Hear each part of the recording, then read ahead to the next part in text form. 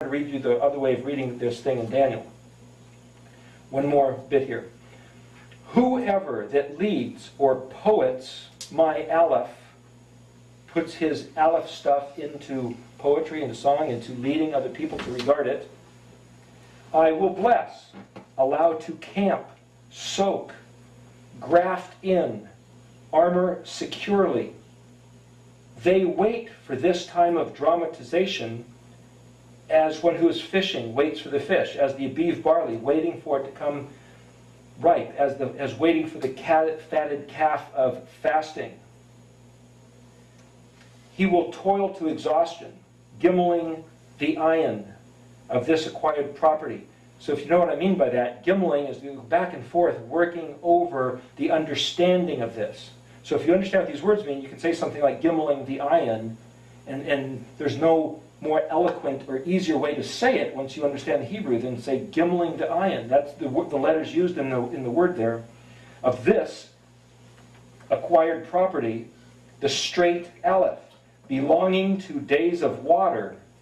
It's like, what does this mean? Belonging to days of water. Then it says something about day 2, water from water. And it's like, what did he do on day 2? He separated water from water. And the same word also means toward the west. And maybe he means a separated group of people, because water is referred to as people, known as Westerners.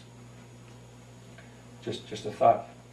Linked together according to the Hebrew language. Third. Now there's the number for 3 or third, or 3 times there. And that word in, what was it? You say it in Hosea? 6:2. Hosea 6:2 talked about on the 3rd day we're raised up to live before him. This stuff almost sounds like that this is the occasion of learning his alphabet, learning his language, the Westerners, not necessarily people from in the Middle East area, but gee, this stuff almost sounds like us, to me. I mean, imagine this. Daniel wrote about this stuff, and one way to interpret it sounds like us standing here talking about the alphabetic letters. Raised up on the 3rd day to live before him from the signal of, here's the signal, the oath symbolized by the letters of the alphabet. That's the signal that he's talking about here. El Shaddai's gift, opalescent, precious stone, lush, oozing, as it was ordained to. The desired resurrection, fashioned to transform on the 3rd day, like earth out of water. Life, the labor, clean, promise, the noon. I mean, these words are basically saying this stuff that we're looking at is the noon coming out of the enclosure to gush forth El Shaddai's gift the way he intended it from the beginning of creation, by vehicle of his language in our hearts, revealing the covenant and the door. That's what this stuff is, according to what this is. I mean, to me, this is mind-blowing to comprehend. Draw the provisions out of the Torah, our due, owed to us. We owe Yahweh as from a womb, like the firstborn of strength. The firstborn was his. We owe it to him, but it's... Anyway. Aleph Tav revealed to you at the end. Just sitting there, abandoned, yet standing right alongside of the tailored deception, fit to your preference. Just your luck of the draw that at this pulse of the constant rhythm, he will determine the moment of splitting open. That's the end of it. How fortunate for us to be regarding this. I mean, to me, it's like, is this really what Daniel 12 said? Embedded behind the common narrative? Like I said, I just found this last night, trying to put the words together, and I'd be happy to show anybody the breakdown of every word into its parts, as detailed as possible, every little thing. So, anyway, it's what Now, 8:30. Hey, time's up. Is there any questions?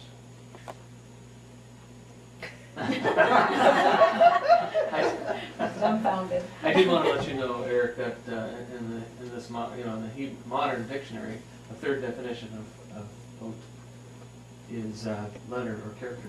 Oh, there you go. Any questions? Any comments? Any observations? Anything that you want to get onto the? Go ahead. You had mentioned to you about how you shared with me a while yes. back on the Greek. Let me show you one thing, Yes. what happened to the Greek alphabet compared to the Hebrew.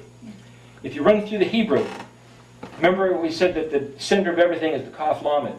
That's the Torah and the right appropriation of it. That's the writings, like the lines, anything that's a lined array, furrows in a field, musical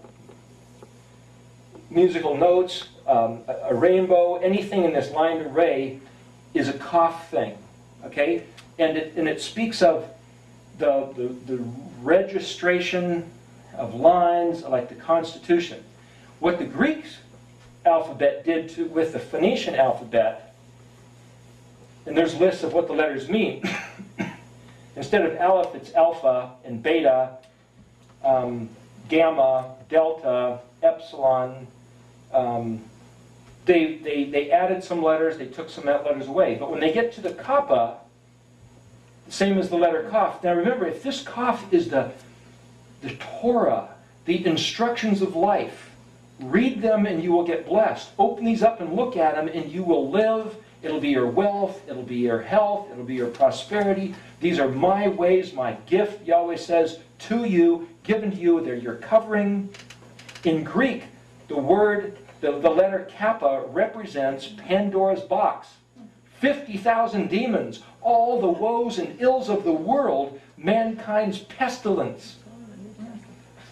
The Greek language. That's what they did. But you could say, why, those dirty Greeks? Wait.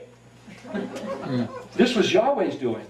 Because he said, because you think of my stuff as this, I will send you to hang out with the people who also think this way. Here's the way it works with Yahweh.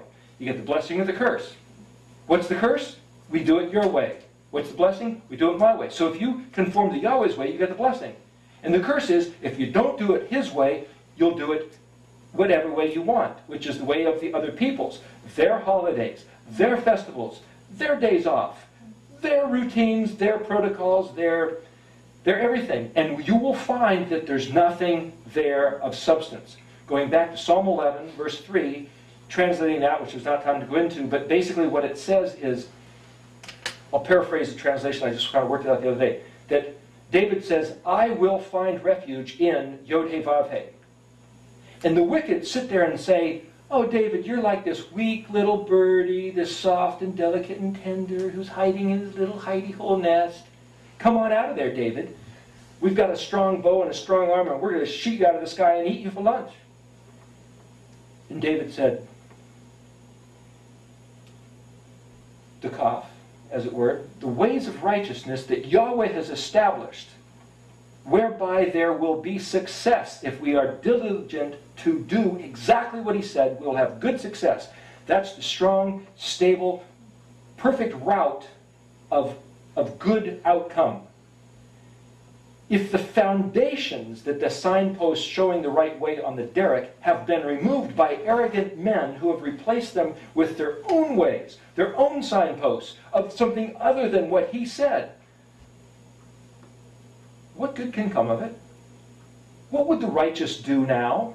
The righteous who want to do his ways, and there's no more signposts saying, well, they've been done away with. They've been fulfilled to the point we no longer need to regard them. We don't have to keep the Shabbat anymore. He's our Shabbat. He kept it for us. We don't have to keep the festivals. He did it for us. Or did he keep it to show us how to keep it? Did he keep it and say, follow me and do what I said to do? Because there's blessing in it. There's success in it. There's prosperity in doing what he said to do. But if those road signs are taken away by arrogant men who have replaced them with their own, what do we have left? Those men who think they've got this good, strong arrow, what they have that they think is their strength is like a piece of wet spaghetti. Their arrow has no substance. And their bow, their strong arm, is weak and tender. The weakness and tenderness they thought of David for hiding in Yod-Heh-Vav-Heh is actually their own arms. And as they hide in their little hunting blind, trying to find something of substance, like a strong stick to make an arrow out of so they can shoot him out of the sky when he kind of ventures out, not only can they not find anything of strength because it's all been removed, but they don't even know how to shoot straight because the instructions have been removed. And he says, while they're trying to figure this out, he says, a lion will be permitted to reach into their place where they are, pull them out, and eat them as if they were dough. And then he says, Yahweh looks about the earth. His eyes flicker like a butterfly. There's almost a picture of a flame like on a menorah. So we see a dancing candle flame, and we think, oh, I'm just watching it. But it's like Yahweh's eyes watching everything going on and taking note, recording every little detail, because he is in his high up place, his kadosh place, his place of purity, where he has a pure, perfect reference for everything going down on here and how to evaluate it. And he says he's recording everything to the little details, so like a big pendulum. The wicked are given the chance in their relation to the poor, the way they regard the poor. Anybody given the occasion of a level of regarding someone in a lesser disposition is given the occasion to, as we said before, measure what measure you will be measured with. Like this pendulum swinging, and he says, and after a little while, much to the dismay of the wicked, the pendulum will swing back. And those who have chosen violence, which is the word Hamas, and bloodshed, he said those who choose that, their disposition from within is changed to be like that. And when he sees those people, his disposition, Yahweh's disposition, will be to them as that. They want fury, they want rage, they want no mercy, they want Hamas. Yahweh, he will ruin. Yod-Heh-Vav-Heh. He becomes the epitome of the terror of Hamas to them. And he will visit upon them, the wicked, like it's a darkened horde of screaming creatures that are just in this frenzy. It sounds like in the book of Revelation of what comes out of the pit. He will present himself as that to the wicked. And he says, but Yahweh, who is known as Yahweh Zadik, Yahweh the righteous pure one, Yahweh the perfectly clean one, uses his status as pure cleanness, who's always plumb level, square, accurate, smooth, straight. He uses that as the standard, and he regards those who themselves choose to line up with his standards. And to those he will reveal himself. To those, when he comes back, he will display his face. Resh, that's in Psalms 11. He will show himself to them and call them to himself, to the place that he has prepared for them. So what we have is we get what we want. If we love violence, he will show himself violence. If we want confusion, in the Greek, we get Pandora's box. But if we want the truth, we get the Torah, which is Zadik, which is the Aleph Tav. It's pretty simple. We get what we choose. One more, where in the Greek they changed two characters of the alphabet, and one means philosophy and one means psychology. Remember that conversation? Those are added letters. It's pi and psi. Those were extra letters that are not in the Hebrew language. Right. Or phi and psi. Huh? Isn't there like no Zadik in the Greek or something? There's also in English, and there's no Zadik, and there's also no Samik. And the Zion has been put at the end. So you